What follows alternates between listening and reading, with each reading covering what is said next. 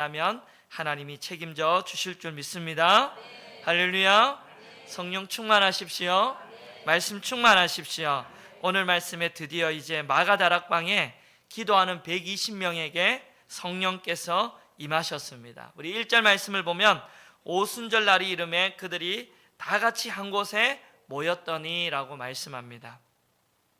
성령이 이 땅에 오신 것도 중요한데 그 오신 시기가 오순절에 왔다는 것은 너무나 중요합니다. 이 오순절의 의미를 우리가 좀 알면 좋겠습니다. 이 오순절은 50일째 되는 날을 말합니다. 50일째. 6월절 후 첫 안식일 다음 날부터 50일째 되는 날이 오순절입니다. 이 오순절은 보리추수를 기념하여 지켰기 때문에 맥추절이라고 부르기도 하고 또 칠칠절이라고 부르기도 합니다. 한 주가 7일인데 그것이 7주가 지나면 49일이 되고 49일 그 다음 날이 50일째 되는 그 날이 바로 오순절, 칠칠절, 맥추절 다 같은 의미입니다.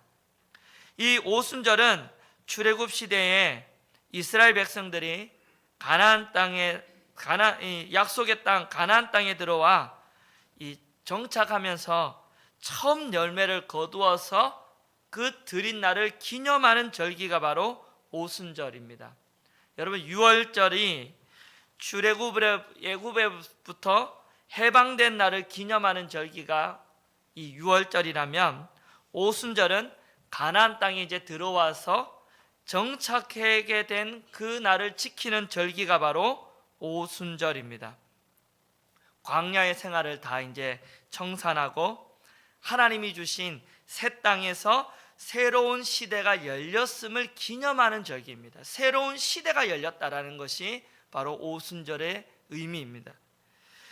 구약에서 이스라엘 백성들이 출애굽한 뒤에 이제 50이 지난 뒤에 시내산에서 하나님의 말씀을 받았습니다. 출애굽하고 6월절 출애굽을 하고 딱 50이 지났을 때 뭘 받았다고요?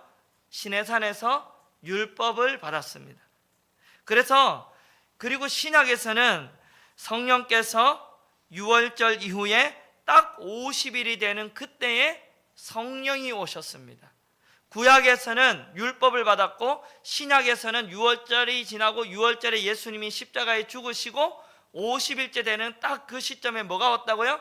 성령을 받아요. 구약에는 말씀, 신약에서는 뭐죠? 성령. 이게 우연일까요? 절대 우연이 아닙니다.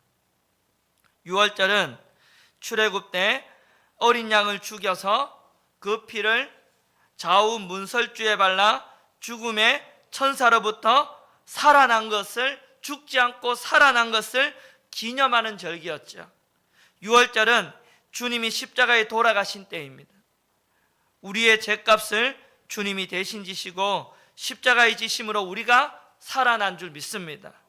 그 6월절이 주님의 십자가의 죽음을 상징한다면 오순절은 바로 부활과 승리를 의미합니다. 그래서 여러분 오순절 날에 성령이 오셨다라는 것은 새로운 시대가 시작이 되었다는 거예요. 할렐루야. 바로 성령 시대입니다. 새로운 시대가 시작이 되었다는 거예요.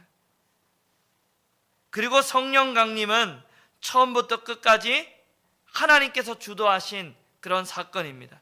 2절에 보면 호련히 하늘로부터 임했다 그랬어요. 호련이라는 말은 갑자기라는 말입니다. 인간이 친밀하게 준비를 해가지고 서서히 일어난 사건이 아니라 하루아침에 갑자기 일어난 사건이 성령 강림입니다. 15절에도 보면 때가 제3시라고 나옵니다. 유대 시간으로 제3시가 오늘날 우리 시간으로 보면 오전 9시입니다. 성령 강림은 인간이 정한 시간이 아니라 하나님이 정하신 시간에 임하셨습니다. 하나님의 때에 성령은 하늘로부터 임했습니다. 어디로부터요? 하늘로부터. 인간의 노력의 결과가 아니라는 거죠. 하늘로부터 내려온 선물이 성령인 줄 믿습니다. 성령은 여러분 기도하는 가운데 오셨습니다. 성령 강림은 기도의 응답인 줄 믿습니다. 기도하는 가운데 응답이 뭐가 있냐면 성령이 오셨단 말이에요. 여러분, 성령을 체험하고 싶은 분들은 기도하시기를 축원합니다. 기도할 때 체험될 줄 믿습니다. 기도할 때 새로운 시대가 열리게 될 줄 믿습니다.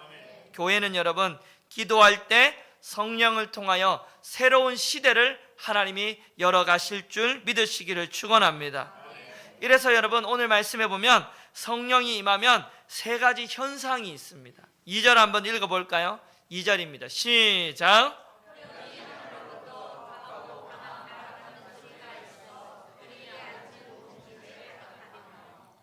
첫 번째 현상은 뭐냐면 하늘로부터 급하고 강한 바람 같은 소리가 있다.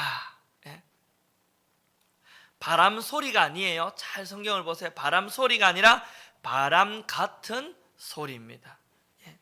이 땅에서 결코 들어볼 수 없는 하늘의 소리, 부인할 수도 없고 설명할 수 없는 소리를 모두가 들었다라는 겁니다. 이 바람은 천지 창조 이전부터 존재했던 하나님의 호흡이요 생기입니다. 히브리어로 루하흐라고 합니다. 하나님의 영, 성령을 의미합니다. 태초에 하나님께서 말씀으로 천지를 창조하셨습니다. 그전에는 땅이 혼돈하고 공허하며 흑암 위에 있었는데 하나님의 영이 수면 위를 이렇게 운행하셨죠. 흑암과 혼돈 가운데 있던 그 인생 위에 누가 운행하셨습니까? 하나님의 영, 성령이 임하심으로 말미암아 생명이 시작이 되었습니다. 하나님께서 사람을 뭐로 지으셨죠? 흙으로 다 지으시고 형상을 만들어 놓으시고 그 코에 뭘 불어 넣으셨어요? 하나님의 호흡, 생기를 불어 넣으셨. 그러자 사람이 생명이 되었습니다. 생명을 숨쉬는 생명체가 된 것이죠. 이 하나님의 영은 뭐냐? 살리는 영입니다.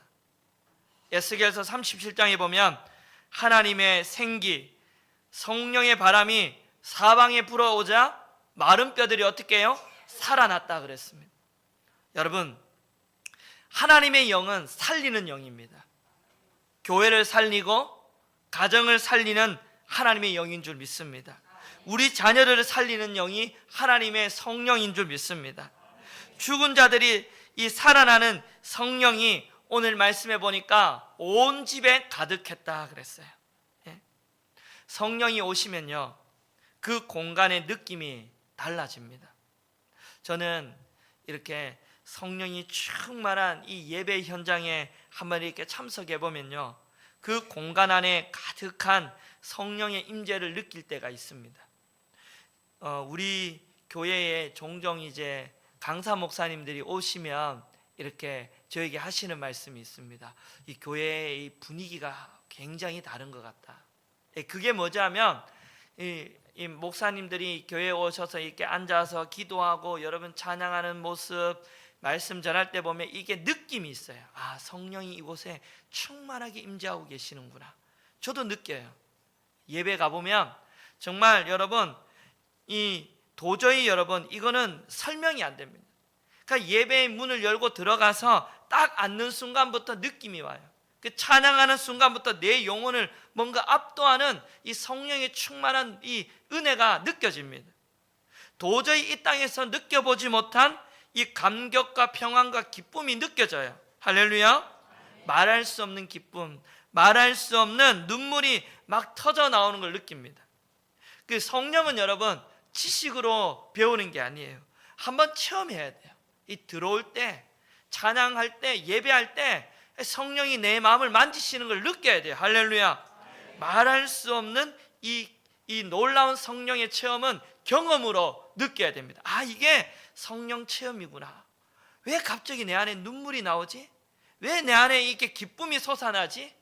정말 매주마다 똑같이 찬양하고 똑같이 예배드리는데 오늘은 내 마음이 다른 거예요. 성령이 내 마음이 오셔서 내 마음을 막 압도해 가는 것을, 내 마음을 막 추정해 가고 내 마음을 지배해 가는 것을 느끼게 되는 여러분 되시기를 바랍니다. 성령을 체험해야 돼요. 성령은 살리는 영입니다. 성령이 임재가 가득한 예배에 참여하면요, 내 영이 살아나는 걸 느낍니다.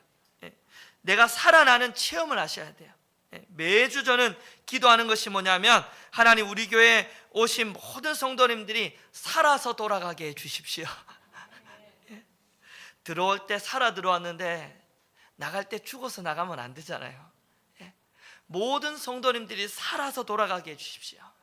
성령을 느끼고 내 영혼이 살아있음을, 하나님이 나와 함께 하심을 느끼고 돌아가게 하여 주시옵소서. 신앙생활은요, 성령을 느낄 때 너무너무 기뻐요. 너무너무 즐거워요. 기도하는 것도 즐겁고 찬양하는 것도 즐거워요. 여러분, 아무리 찬양하고 아무리 기도해도 내 마음이 하나도 안 느끼면 재밌어요? 재미없어요? 재미없어요. 찬양할 때 이 기쁨도 느끼고 평안도 느끼고 나와 함께 하시는 걸 느낄 때 뭐가 있어요? 이 신앙생활이 기쁨이 있는 거죠. 아무리 얘기해봤자 체험하지 못하면 몰라요.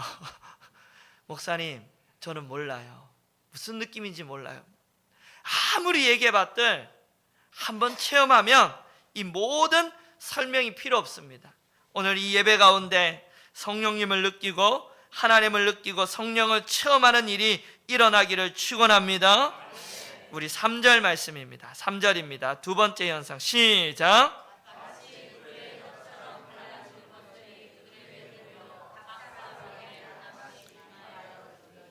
두 번째 현상은 뭐예요? 마치 불의 혀처럼 갈라지는 것들이 각 사람 위에 하나씩 임하는 것이 보였다라는 거예요. 불이 혀처럼 갈라지는 것. 여러분, 불을 타는 모습을 한번 보셨어요? 막 불길이 막 확 올라올 때 보면 좀 뭔가 무섭지 않습니까? 예. 불이 붙어서 맹렬히 타오르는 모습을 묘사하고 있습니다. 이 불은 뭐죠? 불이 붙으면 어떻게 돼요? 나만 아는 게 없습니다. 불은 뭐죠? 다 태웁니다. 불은 정결하게 하는 힘인 줄 믿습니다. 이사야의 입술을 찢었던, 그래서 자신의 의로 가득 찼던 그로 인하여 자신의 추악한 죄를 직면하고 부들부들 떨면서 뭐라고 고백하죠? 하로다, 나는 망하게 되었다라고 부르짖었던 것처럼 그 거룩한 숯불이 바로 우리의 더러운 이 모든 모습을 정결하게 하는 하나님의 불인 줄 믿습니다. 불은 무섭고 강력합니다. 불은 반드시 필요합니다. 불이 있어야 우리의 모든 죄와 이 땅의 혼합주의를 정결하게 할 수 있는 줄 믿습니다. 불이 내려야, 하나님의 불이 내려야 이 땅의 모든 타락한 죄성이 소멸되는 줄 믿습니다. 이 땅의 회복은 성령의 불로 가능한 줄 믿습니다. 갈멜산에서 엘리야가 기도할 때 하나님이 불을 내리셨잖아요. 그 불이 재물과 나무와 돌과 흙과 물을 모두 태워버렸습니다. 마찬가지로 성령의 불이 임하면 우리 안에 있어서는 안 되는 모든 것을 하나님께서 다 태우실 줄 믿습니다. 누구도 여러분 이 성령의 불 앞에 여러분 무시하며 지나갈 수 없게 될 것입니다. 또 이 불은 능력입니다. 불은 능력이에요. 하나님의 임재요 능력입니다. 하나님께서 사랑하셨던 솔로몬 왕이 이제 즉위식을 마쳤을 때 하늘에서 불이 내려와서 제단을 불살라 버렸습니다. 오순절에 모였던 120명의 성도들에게 하늘에서 불이 임하여 뭐가 시작이 되었습니까? 교회가 시작이 되었습니다. 불은 우리의 죄를 씻어주고 우리에게 능력을 주시는 불인 줄 믿습니다. 오늘날 여러분, 교회가 진짜 필요한 것은 성령의 불입니다. 오늘날 교회가 간절히 구해야 될 것은 성령의 불인 줄 믿습니다. 우리의 차가운 마음, 우리의 더러운 마음, 우리의 이 굳은 마음을 새롭게 하는 것은 성령의 불인 줄 믿습니다. 교회가 여러분 이것도 부족하고 저것도 부족할지라도 성령의 불이 많은 교회는 엄청난 교회가 될 줄 믿습니다. 엄청난 일을 감당하게 될 줄 믿습니다. 불은 하나님의 능력으로 교회를 움직이는 힘입니다. 성령의 불이 임하면 교회가 막 살아 움직입니다. 역동적으로 움직입니다. 왜요? 기쁨이 있으니까. 기쁨으로 모든 걸 감당하는 거죠. 성령의 불이 능력이 있어야 사역을 하고 사랑하고 서로를 용서하고 용납하는 거죠. 성령의 불이 있어야 부흥이 임하는 줄 믿습니다. 이 땅이 변화되는 줄 믿습니다. 오순절 성령의 불이 임할 때 교회가 거룩하게 되었고 하나님의 능력을 받게 되었습니다. 할렐루야. 이 불이 각 사람 머리 위에 다 임했다라는 겁니다.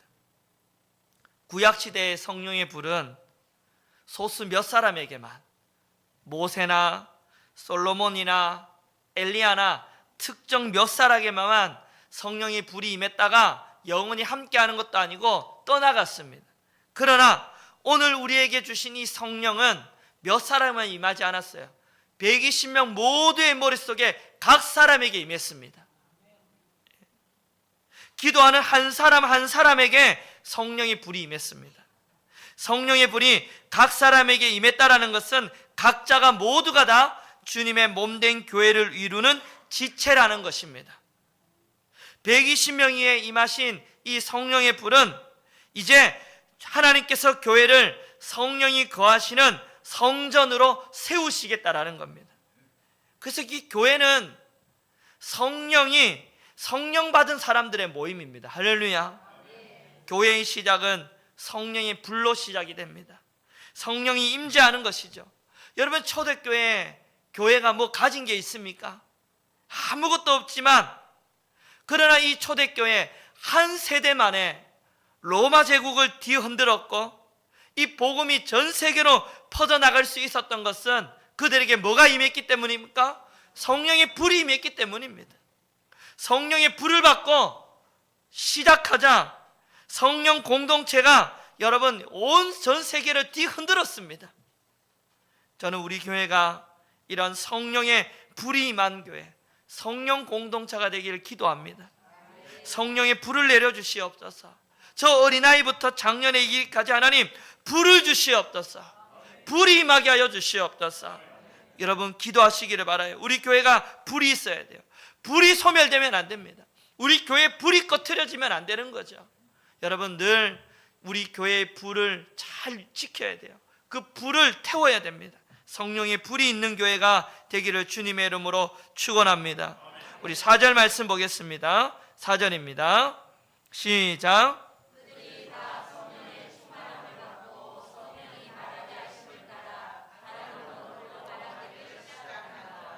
그들이 다 성령의 뭘 받았다고요?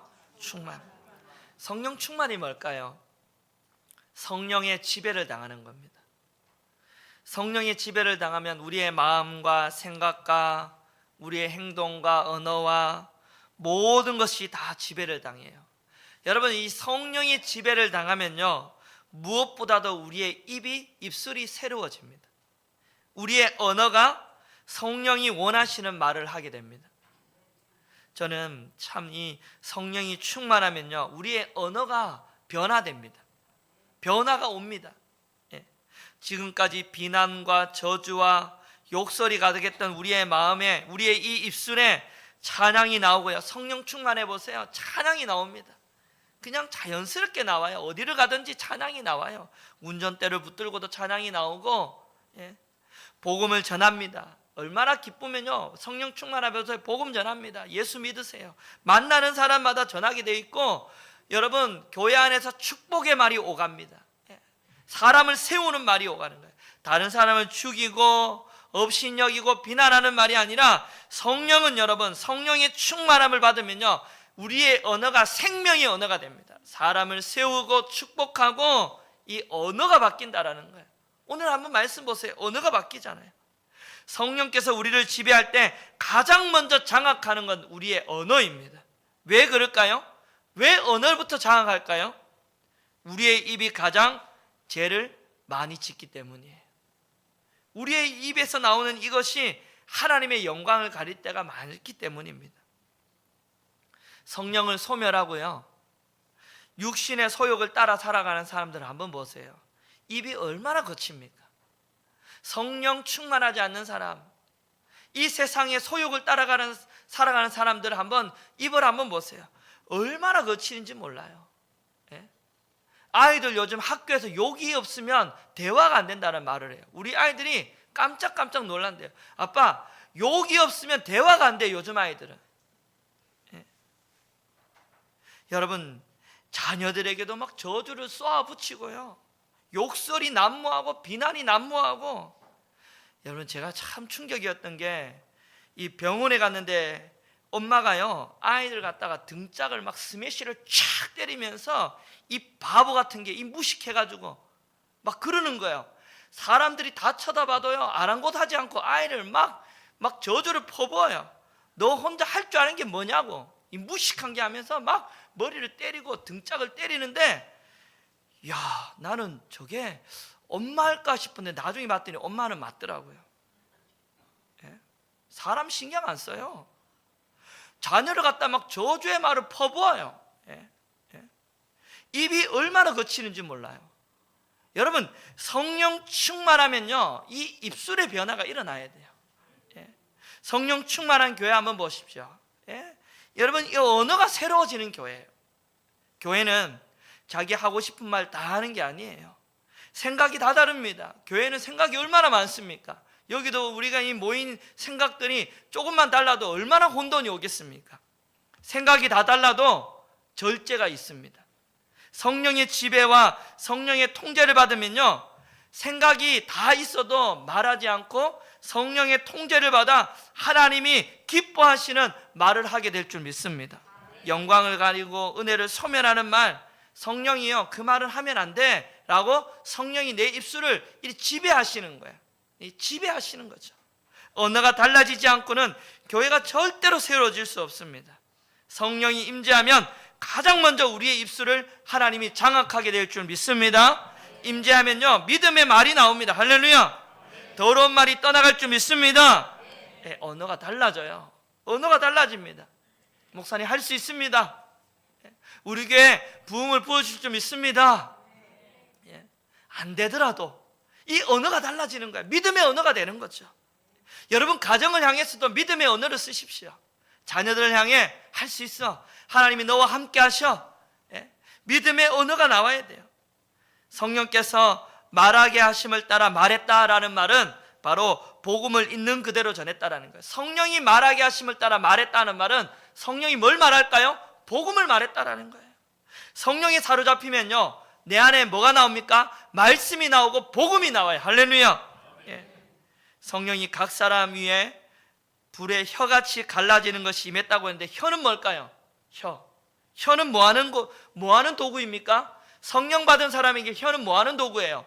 복음 전하는 도구입니다. 예. 성령은 불타는 혀의 능력, 복음을 전하고 그 복음을 믿게 하는 능력인 줄 믿습니다. 그들이 또 다른 언어로 말하기 시작했다 그래요. 또 다른 언어.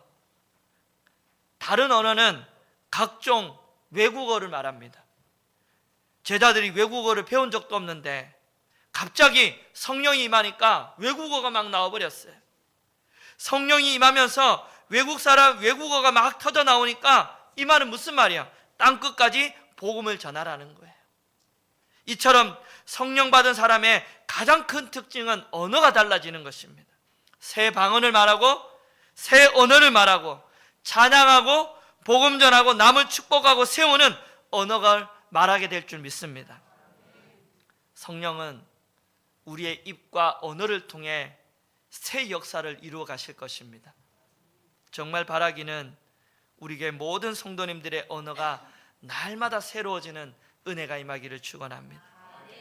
감사하고 찬양하고 축복하고, 예? 그 언어로 우리의 이 입술로 사람을 세우고 복음을 전함으로 새로운 역사가 일어나게 되기를 주님의 이름으로 축복합니다. 우리 그런 의미에서 옆 사람과 한번 인사해 봅시다. 감사합니다.